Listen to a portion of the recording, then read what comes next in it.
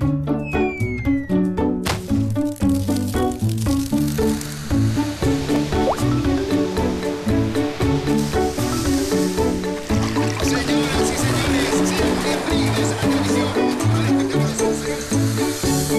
la Caja, un programa de entrevistas que genera un lugar de encuentro, un espacio para el análisis y la reflexión.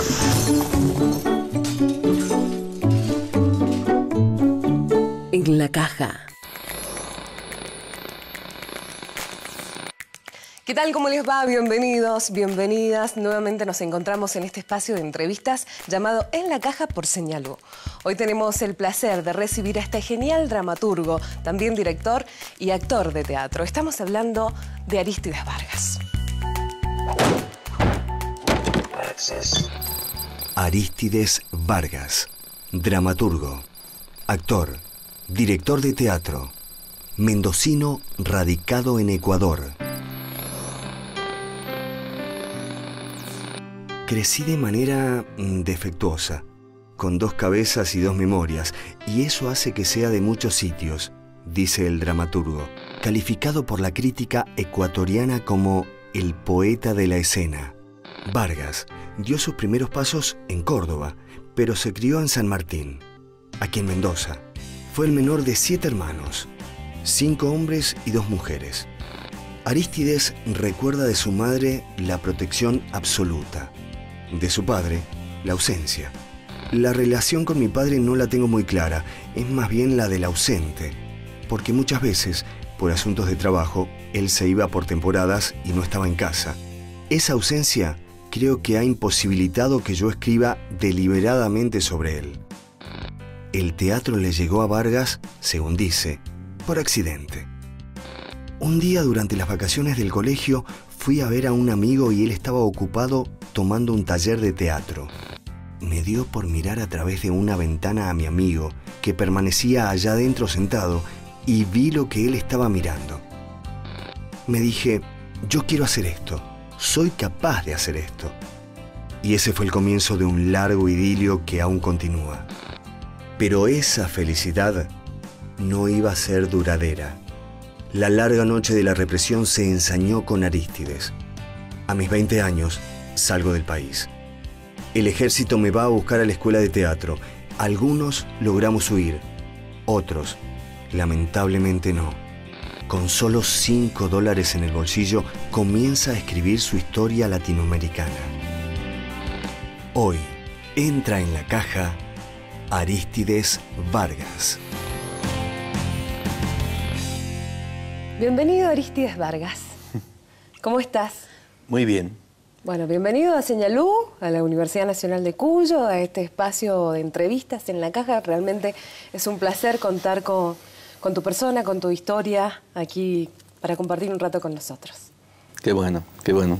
Yo también estoy muy contento de estar aquí y compartir momentos y contarles algunas cosas de mi vida, ¿no? Realmente es un placer para nosotros. Bueno, en principio tenemos muchas cosas para preguntarte, pero como para arrancar, quizás tenga que ver esta inquietud con conocer cómo fue ese despertar al mundo del teatro con esos jóvenes 15 años y ese repliegue, ¿no? Esa timidez. ¿Cómo fue encarar al profesor de teatro y cómo lo descubriste? Mira, yo soy de San Martín. En aquellos años, cuando comencé a hacer teatro, yo trabajaba en una fábrica. Era un trabajo que yo detestaba, que no me gustaba para nada. Yo decía, no, yo no puedo estar en este lugar. Y sistemáticamente, diariamente decía, no puede ser que la vida sea esto. Hasta que un día fui a ver a un amigo mío que estaba haciendo un taller de teatro en el municipio de San Martín. Y vi por una ventana lo que estaban haciendo. Me pareció extraordinario. Se divertían, se reían. Y pues nada, ahí comencé. Aquel día dije, yo quiero hacer esto.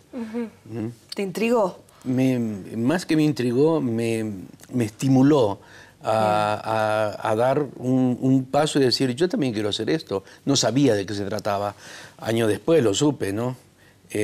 aunque uno no termina nunca de descubrir el mundo del teatro. Pero entonces solo sabía que me sacaba de ese mundo mediocre de obrero adolescente, ¿no? Yo creo que ese día fue desde aquel momento, desde el primer día que entré al taller de teatro, nunca más quise salir, nunca más, de hecho nunca más salí, ¿no? Fue un episodio revelador realmente, ¿no? Extraordinario, extraordinario. También pienso que fue en la adolescencia. Y vos sabés que en la adolescencia uno quiere volver al mundo perdido de la infancia.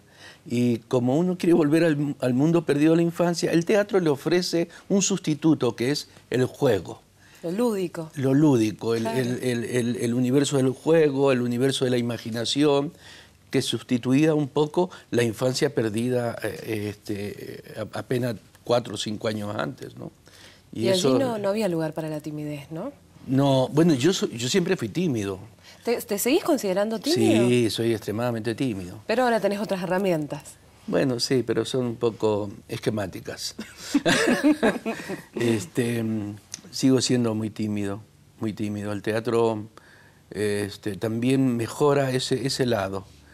Necesitas de alguien que evidentemente es uno mismo, ¿no? Pero necesitas de alguien más que te eche una mano porque la vida práctica es intolerable. Hoy sos un consagrado dramaturgo, actor, director, doctor honoris causa, que es la máxima distinción que te da la Universidad Nacional de Cuyo. Si vos mirás hacia atrás, ¿qué ves en tu historia? Para mí la vida es extraordinaria.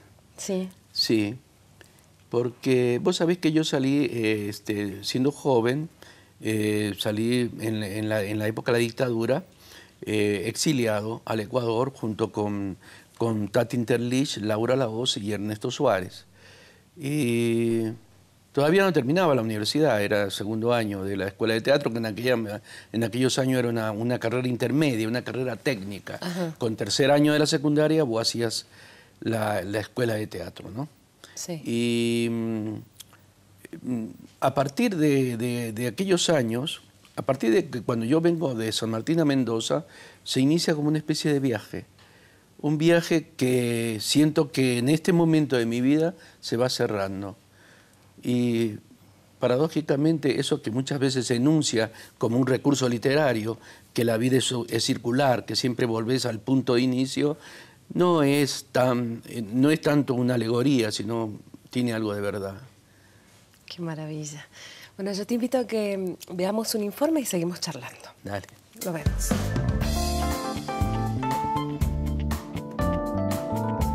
El teatro es la vida de Arístides Vargas. Su largo exilio, que en parte marca su obra, lo lleva a plantear maneras de aprovechar la diversidad que se da en el género. Al teatro hay que devolverle su relación con la gente. Creo que lo que ocurre es que el teatro tiene unos competidores muy desleales, como la televisión, las artes visuales, el cine, que lo fueron llevando hacia un lugar muy limitado. Por otra parte, considera que no se puede pensar en negar el teatro del otro, porque ese teatro es tan importante como el propio. No creo que deba existir un teatro, sino que deben existir teatralidades, diferencias. Está bien que este señor haga este teatro, pero está bien que el que se para en la calle también tenga su cuento. Vargas entiende que la diferencia, lejos de limitar, enriquece. En la contemporaneidad hay unos discursos que creamos para legitimarnos. Si el teatro tiene algo de contundente, es la relación que siempre guardó con el público, asegura. Se siente parte de una generación que trabajó intensamente para cambiar la realidad y que sigue intentando cambiarla, pero desde el arte. La historia en Ecuador lo reúne con otros argentinos exiliados, con los que comienza a hacer teatro infantil en las escuelas. Viene luego el tiempo del grupo La Mojiganga y finalmente la formación de uno de los grupos emblemáticos del teatro latinoamericano, Mala Yerba. Hay algunos temas recurrentes en el mundo de Mala Yerba. Uno es el exilio. Otro es la memoria y la necesidad de la reconstrucción o de jugar a partir de esa necesidad de reconstruir, a partir de un ejercicio de la memoria. Otro de los temas es la migración. Para Vargas, el exilio es un estado bastante deplorable del ser humano y un castigo terrible que no se debiera aplicar a nadie. Es el castigo que equivale a la muerte.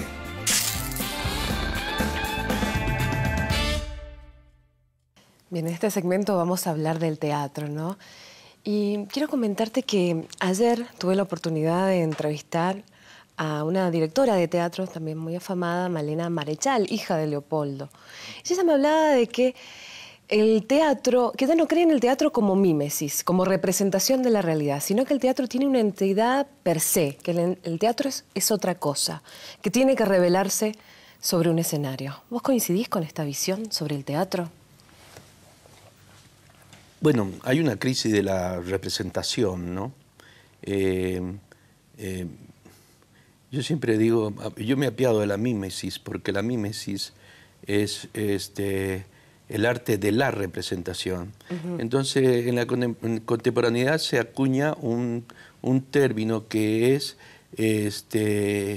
la presentación, es decir, que mientras puedas conectar con tu universo ya es teatral. Y por otro lado, el arte no es que imita la realidad, sino que genera una nueva realidad. Creo que es una discusión. Yo no sé muy bien qué es el teatro, en términos generales.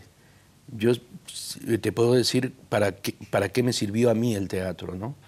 Y en los años 90 yo ya hablaba de que era importante en el teatro que nosotros hacíamos presentarnos, no representarnos, sino ir directamente al grano, como quien dice. Cuéntame una historia que sea tu historia y la puedes compartir conmigo, que soy el público, pero me vas a hacer creer que esa historia tuya es mi historia. Y en ese juego se crea como un lugar intermedio donde nuestras historias confluyen. Y yo creo mucho en eso. A mí el teatro me sirvió para, de alguna manera, curarme. Y a partir de qué, de contar lo que me sucedía, ¿no?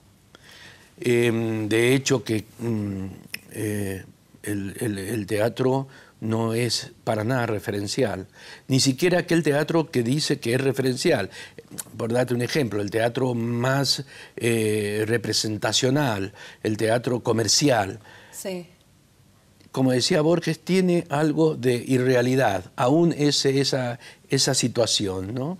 Vas a ver a unos tipos que se juntan en un living muy parecido al living de tu casa, pero que fingen ser otras cosas y otras personas, y vos te estás creyendo eso. Y encima pagás entrada para que te muestren eso, que es una mentira, evidentemente. Pero se trata de un juego, nada más. Yo pienso que es el juego el que regula las relaciones entre los seres humanos, ¿no? Bien. ¿Cómo resiste entonces el teatro a estas competencias desleales que señalabas en el informe, como es el cine, como es la misma televisión? ¿Cómo resiste el teatro? Bueno, yo creo que, como te decía anteriormente, el teatro genera una realidad que solo puede generar el teatro. Tenemos que ir al teatro no como sucedáneo de otras artes, sino como lo que específicamente es y que el mismo término de teatro es una gran ambigüedad, porque lo que denomina el término teatro es el edificio, es el espacio donde se realiza la experiencia, pero no denomina la experiencia. Y eso es extraordinario. Es extraordinario porque todo puede ser teatro. También deja de ser extraordinario para pasar a ser un poco terrible, porque entonces todo puede ser teatro, si nada es teatro. Lo interesante es que el teatro denomina el espacio de una experiencia que solo lo vas a vivir en ese espacio. Y en ese sentido no debe transformarse en un sucedáneo en ninguna de las otras artes, sino generar una realidad propia. Porque el espectador o la espectadora que paga su entrada para ver una obra de teatro no sale igual que como cuando entró, ¿no? No. Hay una transformación ahí, hay una apropiación quizás Sí. muy particular, muy personal, ¿no? Sí, y hay un territorio común muy vivo porque se da casi en la inmediatez de la vida, ¿no? Que también se parece mucho a la muerte. Es decir, es que, por ejemplo, yo siempre digo, los actores están llorando en una escena, un actor llora o una actriz llora, pero está fingiendo que está llorando, pero en realidad está llorando. Es una paradoja, ¿no? Sí. Es como dice Fernando Pessoa, el poeta es un fingidor. El actor es un fingidor, finge que está llorando cuando en realidad está llorando. Maravilloso. Y mientras tanto el paso y el tiempo se sucede, pero se sucede de una manera diferente, pero lo mismo vamos a morir. Y la obra se termina y los personajes desaparecen, pero ese momento en que nosotros jugamos al teatro es un momento de plena eternidad. Exacto, de inmortalidad. Sí. Aunque sea breve, pero es inmortal, sí, la sensación. Vamos a seguir hablando del teatro y también, obviamente, de tu vida. Así que, pero eso será dentro de un ratito. Te invito a un corte. Dale. Vamos a una pausa, ya regresamos con más En la Caja, hoy con Arístides Vargas.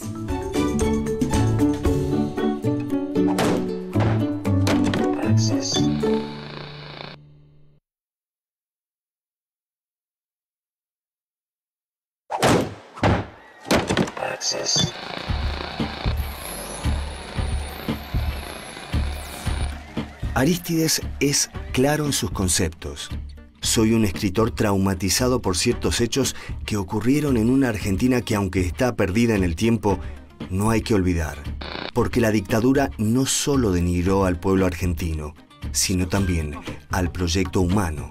Fue nefasta y horrenda. Pasó aquí, pero nos pasó a todos los seres humanos. Yo escribo sobre esos temas. Es una opción ética hablar sobre ellos. La larga trayectoria no solo lo posiciona como uno de los dramaturgos más reconocidos del continente, sino que además le da entidad para hablar de nuestro presente. Para Vargas, este es un momento en que en América Latina los países están más cerca, pero también, ahora más que nunca, se puede estar mucho más dispersos. Al respecto, asegura que es importantísimo que se entienda desde los estados que la tarea de enriquecimiento espiritual de los pueblos pasa por la cultura. Pero el Estado no hace cultura. Debe hacer que la cultura se haga, facilitar por todos los medios que la cultura se haga.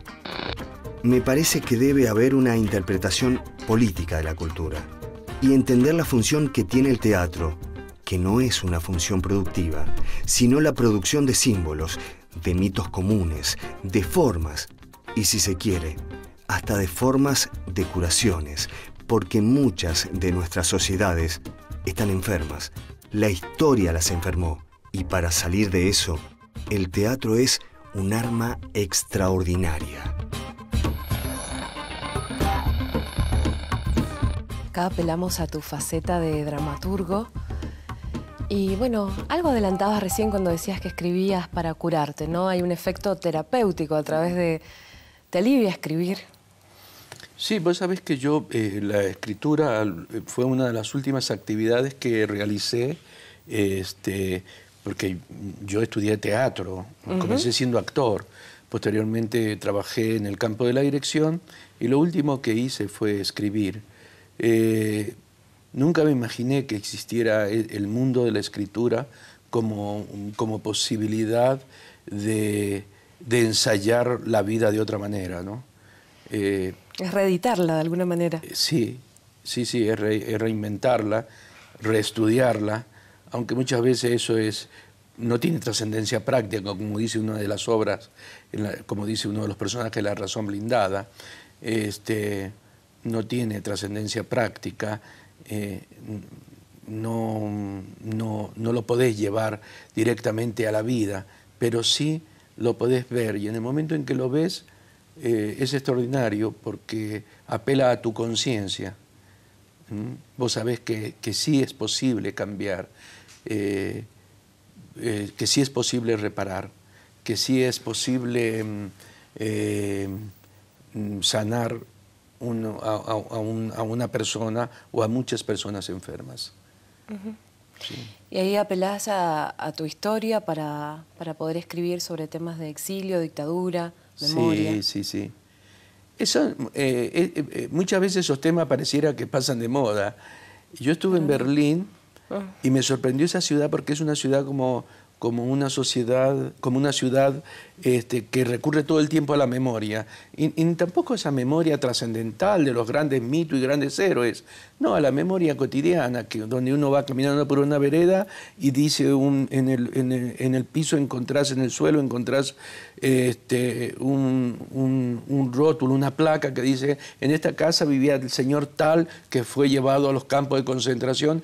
Y a mí me parece importante la memoria viva de los espacios y de las personas. Eso nunca va a pasar de moda. No existe un discurso artístico sobre eso. Es decir, no podés armar un discurso artístico sobre eso. Quiero decir que no podés transformarlo en pasado o transformarlo en vanguardia. Está fuera de lugar, fuera del tiempo, esos temas. A mí me parece que lo que sucedió en la Argentina, en la medida en que se haya ofendido a tantos seres humanos, y un poco lo que dije anteriormente en lo que ustedes proyectaron, se ofende al proyecto, es decir, al proyecto humano se ofende. No es únicamente una tarea de los argentinos, es una tarea de los seres humanos, ¿no? Y hablas de una interpretación política de la cultura, específicamente en América Latina. Contame un poco más sobre eso. Bueno, yo lo que creo es que la cultura no debe ser, no debe ser medida por cierta tendencia que tienen los estados en la contemporaneidad. Es decir, piensan que la cultura se debe difundir y mientras más público acceda es mejor. Eso es una verdad de cajón. Lo que habría que plantearse es qué tipo de producto artístico le llevas al público, porque en una de esas un producto mediocre es mucho más convocante que un producto de calidad. Yo no creo que toda la gente lea Kafka, pero sí es necesario leer a Kafka. Y si son 10 tipos que leen a Kafka, esos 10 tipos tienen que ser apoyados. Entonces debe haber una interpretación política de la cultura para que el Estado sepa que la cultura no genera dinero, no genera mercancía, no genera votos, no genera reconocimiento político, no genera fama. La cultura lo que genera son bienes intangibles. Claro, el valor de lo simbólico. Que es lo que conforma nuestros mitos y lo que conforma a la larga nuestra cultura, nuestro poder comunicarnos en nuestros propios mitos, ¿no? ¿Y cómo hacemos para convencer a nuestros gobernantes que no teniendo todos estos beneficios que vos señalás, tienen que invertir en cultura, tienen que pensar un presupuesto destinado al desarrollo y la promoción de esa área? Bueno, yo lo que creo es que no hay que convencerlos, hay que educarlos. Es decir, deben tener una interpretación de que para qué es la cultura. Y dentro de la cultura específicamente el arte. Porque también hablamos de cultura y decimos, no, pero si nosotros hacemos una feria gastronómica, estamos invirtiendo, eso también es cultura. Claro, también es cultura. Y también es cultura un desfile de moda. Y también es cultura la gente que realiza artesanías. Todo es cultura. Toda producción simbólica es cultura. El arte, para mí, habría que separarle de la cultura. El arte es otra dimensión de la cultura. Tal vez sea la dimensión más profunda de la cultura.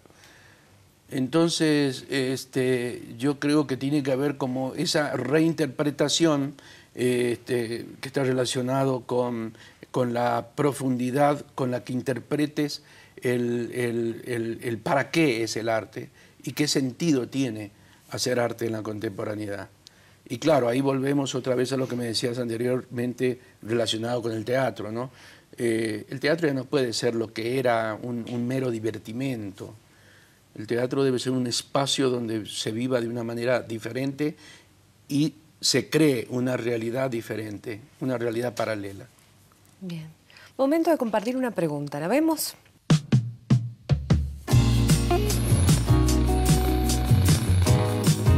Hola Aristides, ¿cómo estás? Un gusto saludarte. Me encantaría que puedas compartir la anécdota de la adquisición de la Casa de Malayerba, del cual tengo el gusto de haber conocido. Estuve hace un par de años allá en Ecuador, un lugar hermoso, muy acogedor, con gente realmente muy humana. Tuve la oportunidad de escuchar esa anécdota, me encantaría que la vuelvas a contar porque es muy bella y para que la gente también la pueda escuchar. Te mando un beso grande, sabes que te quiero, que te admiro, siempre es un placer encontrarte. Vanina Corazza, ¿no? Vanina, ajá. Muy querida Vanina. Alumna. Alumna, muy brillante. Qué bueno. Y talentosa, por supuesto. Bueno, la casa, nosotros por primera vez teníamos, después de una gira en Europa, en Francia específicamente, habíamos hecho muchas funciones y habíamos ganado dinero. Por primera vez, porque, y vos sabés que es como los pobres, ¿viste? Cuando tienen plata, su mayor anhelo es comer un pollo. Nosotros, nuestro mayor anhelo era comprarnos una moto, otros decían, me voy a comprar una cocina, otros decían, no, yo necesito un lavarropa, pero no sé, una bicicleta también quisiera. O sea, todo eso porque íbamos a tener dinero, todos los integrantes del grupo íbamos a tener dinero. Pero a una de las compañeras, a Charo Francés, se le ocurrió de que, ¿por qué no comprábamos una casa? Que de todos los bienes que podíamos adquirir, lo que mejor nos convenía era comprarnos una casa para el teatro, para hacer teatro. Y fue así, volvimos a Quito y compramos la Casa Malayerba. Y claro, cuando ella lo propuso, todos pusimos mala cara, como diciendo, uy, ya. Habían otros planes. Yo quería una bicicleta, no una casa. Y fue muy bonito porque con los años la Casa Malayerba se ha transformado como en un centro. Yo digo, es como los peregrinos que van del teatro latinoamericano llegan a la Casa Malayerba, porque es como un centro de peregrinación, ¿no? Y del teatro, y es una casa dedicada al teatro. Cuando la compramos, la casa estaba semidestruida, y por allí pasó un holandés que, volviendo otra vez al tema del teatro y el Estado, nosotros le presentábamos al Estado proyectos para que nos apoye en la readecuación de la casa y a otros estados y a esto, hasta que cayó el holandés que no le regalamos ni un café siquiera al pobre holandés. Pero el tipo anotaba en una libretita de quiénes éramos, de dónde veníamos, y al cabo de un tiempo, en aquellos años todavía no había internet, había fax, ya estábamos en el cómodo de la posmodernidad, había fax, no había internet, y nos llega un fax y dice, se les ha aprobado $100.000 para la readecuación de la casa. Oh, qué bueno. Una de Charo Francés, que no creía, decía, no, esto no puede ser normal. A un grupo de teatro que le den esa cantidad de dinero no puede ser. Se fue a la embajada de Holanda y el embajador le dijo, señora, esta fundación es respaldada por el gobierno de Holanda, es una fundación serísima, acepte ahora mismo el dinero. Y fue así que conseguimos la casa y conseguimos readecuarla. La casa era una casa antigua, por eso estaba destruida, una casa colonial, ¿no? Ajá. ¿Y vivían también allí? O sea, solamente era como un centro cultural. Siempre ha sido un centro cultural. Ajá. Desde que la hicimos. Antes vivía gente, sí,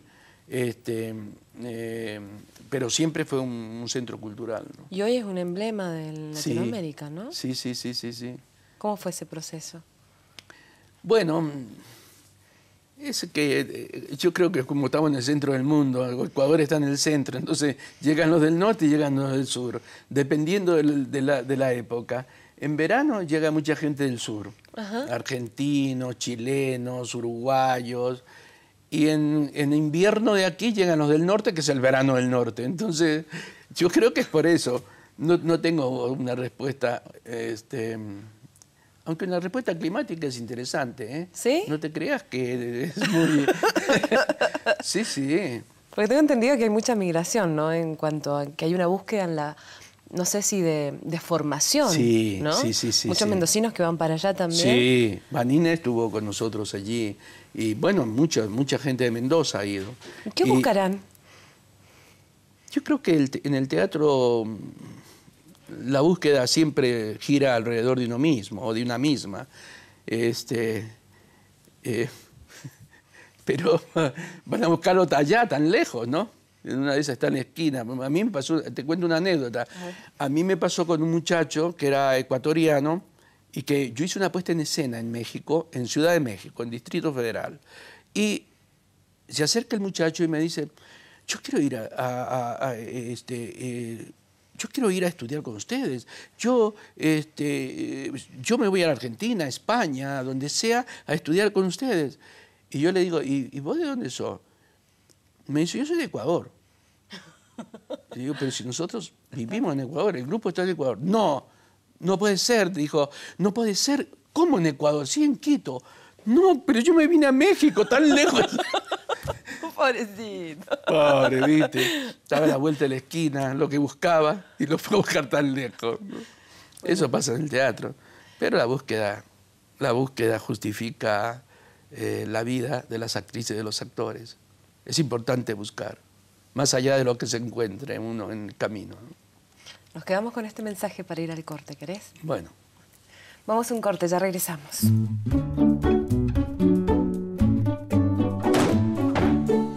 Access.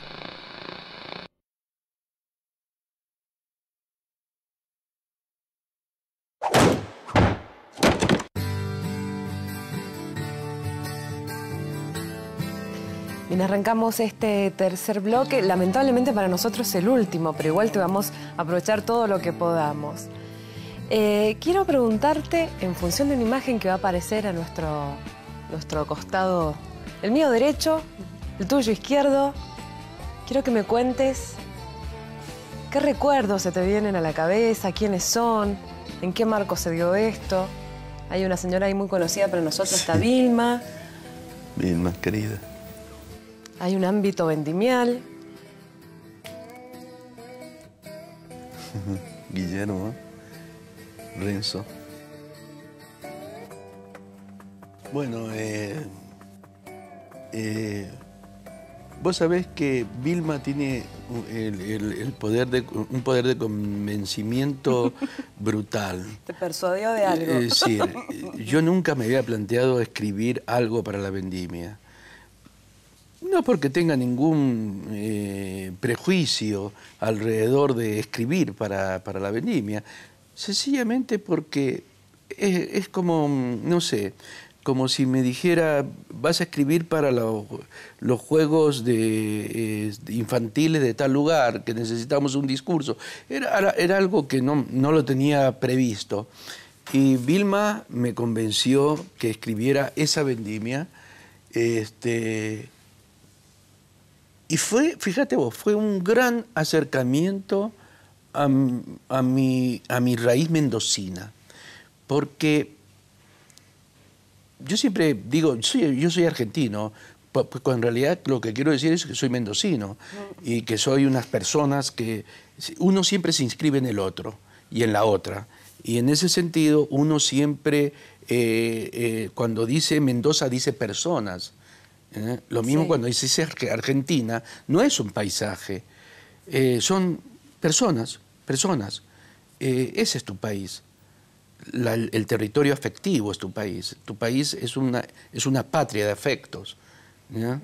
Que como no tenemos una palabra más certera, le llamamos nuestro país, pero tendríamos que llamar nuestros afectos, ¿no? Nuestros amores, o algo así, ¿no? Ella me convenció para que escribiera sobre la vendimia y fue un encuentro mío con lo específicamente mendocino, ¿no? Con la historia, con mi niñez, con mi adolescencia, con mi historia, con lo que me quedó de la historia que me enseñaron.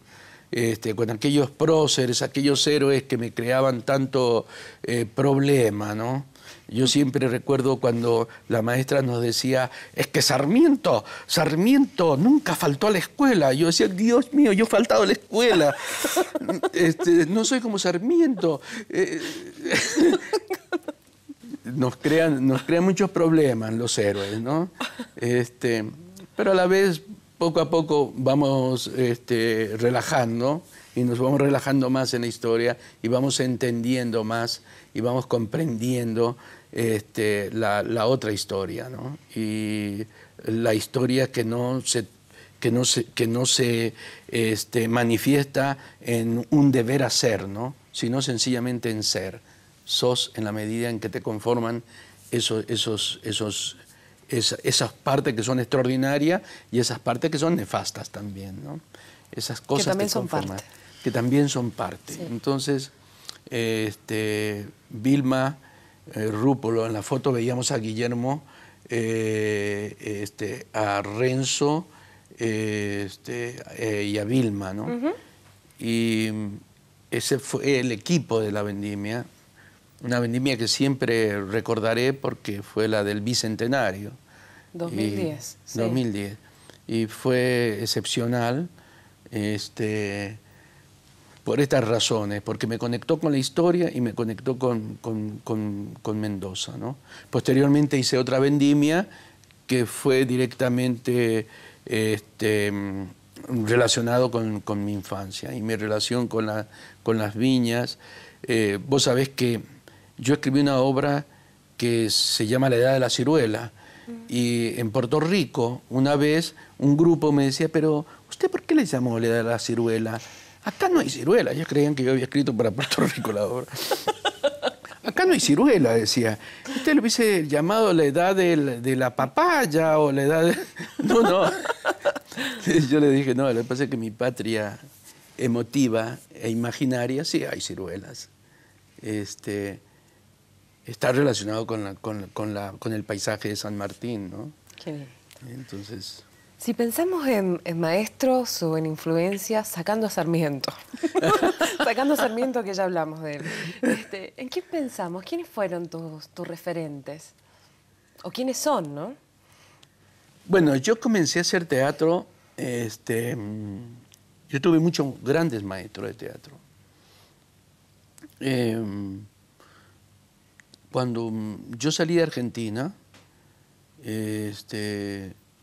estuve, por diferentes razones, el exilio suele descompaginar a la gente, ¿no? La desestructura. Y yo fui desestructurado como fue desestructurada la gente que estaba conmigo, que era Ernesto Suárez, Tati Interlis, Laura Lavoz. Cuando digo reestructurada, es un poco desarmada, ¿no? El exilio opera de una manera silenciosa y terrible. Es como una enfermedad que en apariencia no se manifiesta, no es visible. Es una enfermedad espiritual muy fuerte, es una destrucción paulatina del espíritu en la medida en que pierdes este piso y pierdes referencias, ¿no? Entonces, pero a la vez eso posibilitó en mi caso que yo me encontrara en el camino con un montón de maestros excepcionales. Para volverse a armar. Para volverse a armar. Porque el juego consiste en eso, en volver a armar el juguete. Y puedo nombrarte, por ejemplo, bueno, siempre los nombro, ¿no? Atahualpa del Chopo, que era un hombre extraordinario de teatro, uruguayo, fallecido ya. Santiago García todavía vive con limitaciones, está muy enfermo él. Enrique Buenaventura, otro maestro colombiano, muy importante en la historia del teatro latinoamericano, Augusto Boal, muy conocido, brasileño, María Escudero, Charo Francés, que es compañera del Grupo Mala Hierba, que fue también, de alguna manera, mi maestra. Esa fue en la etapa posterior a la Argentina. En la etapa de mi adolescencia, uno de los grandes motivadores fue Ernesto Suárez, ¿ya? El Flaco tiene una cualidad especial que es el desencadenar tu relación con el teatro, tu intensidad de relación con el teatro. Entonces, en ese sentido es un gran aporte a tu formación. Claro. Luego, en el campo de la dramaturgia específicamente, José Sanchís Sinesterra, con el que tuve la oportunidad de trabajar casi como 2 o 3 años en algunos proyectos en común en España, y ellos fueron de alguna manera los que me fueron formando en diferentes facetas del teatro, ¿no? Claro. En diferentes niveles. Y calculo también en diferentes etapas de tu vida. Y en diferentes etapas de mi vida. Claro. Y por supuesto también los compañeros del Teatro Mala Hierba, ¿no? Los colegas que se convierten por momentos en maestros también. Sí. Porque el teatro es importante porque es como un cruce y una negociación de teatralidades diferentes entre tu teatro y mi teatro. Y eso hay que revalorizarlo también como un punto de adquirir saberes. Para no llamar. Claro, claro. Último informe compartimos. Veámoslo.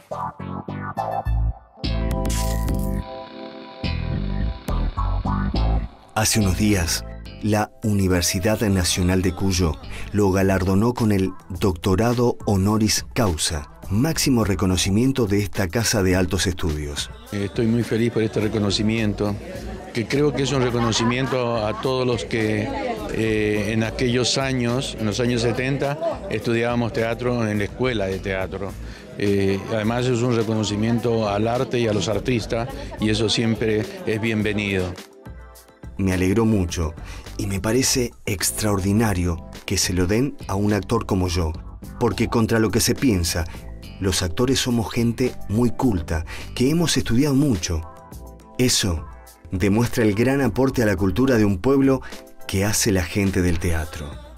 Arístides Vargas se dice constituido de los saberes teatrales a través de maestros y comparte esa distinción con ellos. Enrique Buenaventura, Santiago García, María Escudero, Atahualpa del Siopo, o más temprano para Ernesto Suárez, quien me inició en las artes del teatro, recuerda. El honoris causa lo emociona, pero de todas maneras piensa que más allá de los saberes es mucho más interesante hablar de lo que uno ha vivido, porque lo que has vivido es algo relacionado con lo propio, que no te lo va a dar ninguna técnica de escritura, ningún libro. Uno puede escribir muy bien en la universidad, siendo consecuente con todos los cánones para escribir bien teatro. Pero una obra escrita desde la vida te hace vivir más intensamente el hecho teatral. A vivir tenés que enfrentarte vos solo y sacarle partido a la vida desde el punto de vista de la sensibilidad, verla y vivirla de una manera diferente.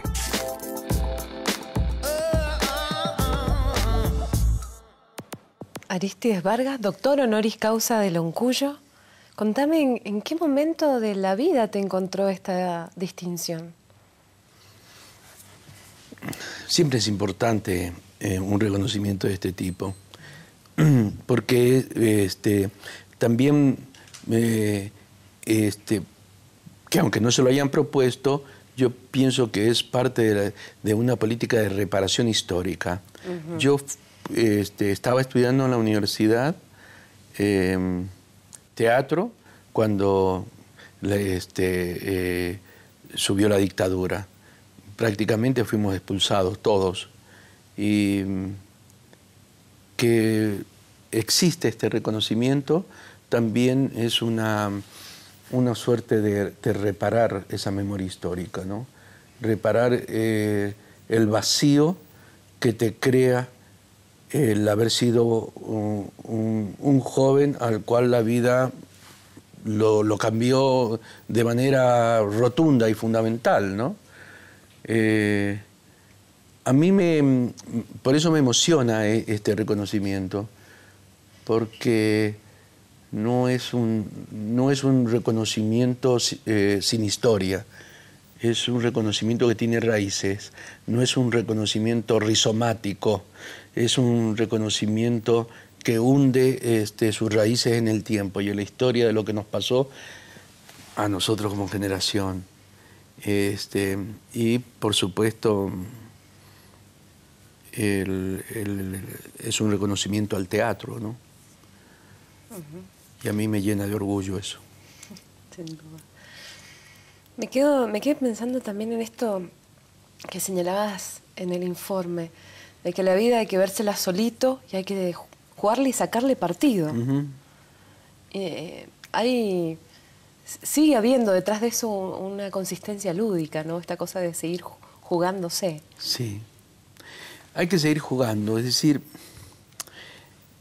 con el tiempo me di cuenta de que las técnicas artísticas solo son herramientas que te sirven para desencadenar algo propio, lo de tu propiedad, lo tuyo, lo que vos tenés que contar y que nadie va a contar por vos. Tu historia, lo que te pasó, no te la va a contar nadie. Vos tenés que hablar. Y en la medida en que vayas hablando, te vas a ir manifestando y vas a hablar siempre de manera aproximativa, porque lo que te pasó no es exactamente lo que te pasó, sino lo que te creíste, lo que vos creíste que te había pasado. Entonces, en ese sentido es aproximativo, pero es extraordinario, porque volviendo otra vez al comienzo, cuando hablábamos de los procesos de sanación, si vos no hablás, no te sanás. Es como la sesión de psicología, ¿no? Es bien freudiano lo que decís. Si no, la palabra entonces, cura, decía Freud.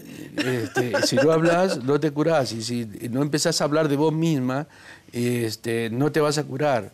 Entonces, lo que le interesa al arte es justamente esa cuota tuya, personal. Y en ese sentido te puede vampirizar un poco el arte, ¿no? Sacándote lo más terrible de tu universo y lo más hermoso también, ¿no? O lo más terrible que puede llegar a ser lo más hermoso. Justamente hay unas imágenes que estaban proyectando de la obra Instrucciones para abrazar el aire. Es un capítulo terrible de la historia de la ciudad de La Plata. Pero hay algo de hermoso también en la obra, aplicando el principio de Shakespeare, ¿no? Creo que es en Macbeth, que dice lo bello es feo y lo feo es bello.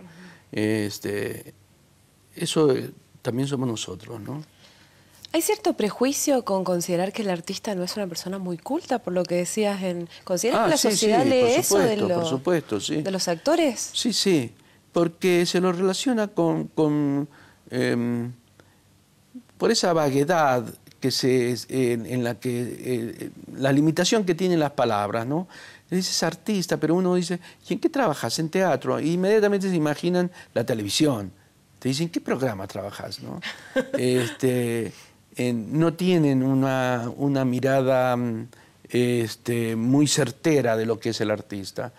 Pero también en algunos casos la mayoría de artistas suelen ser como... no suelen tener mucha preparación, les interesa mucho ganar dinero inmediatamente, les interesa mucho lo comercial y hacen tienen como una cultura de superficie, ¿no? Ligado con lo comercial, con lo televisivo, ¿no? Y no, yo pienso que el artista también puede ser una persona muy profunda, muy inteligente y generar un pensamiento no solo en torno a su arte, sino en torno a la realidad en la que vive. Bien. Yo no quiero terminar este programa sin preguntarte, porque hasta el momento hemos hablado de tu historia, de tu vida, del teatro, y de cómo le jugaste y le sacaste partido a la vida. Pero yo no quiero dejar de preguntarte, cuando miras para adelante, ¿qué ves? ¿Qué cosas pendientes te quedan? Vos haces unas preguntas también.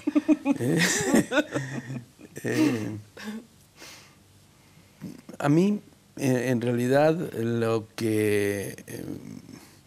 cuando te decía de que poco a poco uno va retornando y el círculo se va cerrando, yo me compré hace un año atrás una casa en Mendoza y poco a poco voy a ir regresando a este lugar, y lo que me queda es mostrar algunas cosas que yo he hecho fuera de aquí, pero que aquí no tienen, ni se imaginan que yo las hice, ¿no? Y entonces como devolver a mi lugar cosas que fui haciendo fuera de aquí, y creo que es un proyecto interesante, ¿no? Hacer un trabajo, 2 trabajos anuales en esta provincia, ¿no? Suena a autorreparación histórica. Sí. Suena a eso. Bueno, me alegro mucho entonces que te vamos a tener más pronto o más cerquita con nosotros, ¿no? Bueno. Bueno, Arístides, muchísimas gracias por haber participado de este espacio, por haberte abierto como lo has hecho con nosotros, por dejarnos estos mensajes tan claros. Muchas gracias. Bueno, muchas gracias a ustedes. Muy amable, un placer.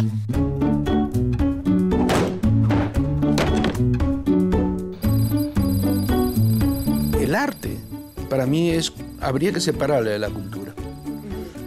El arte es otra dimensión de la cultura. Tal vez sea la dimensión más profunda de la cultura.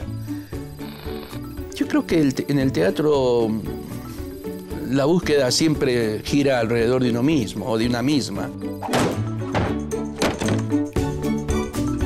Comenzamos a ponerle punto final a este espacio de entrevistas, hoy con la presencia del dramaturgo, actor y director de teatro Arístides Vargas. Nosotros nos volvemos a encontrar el próximo miércoles a partir de la hora 22 a través del canal 30 de TDA o en www.señalu.tv. Chao, hasta el próximo miércoles.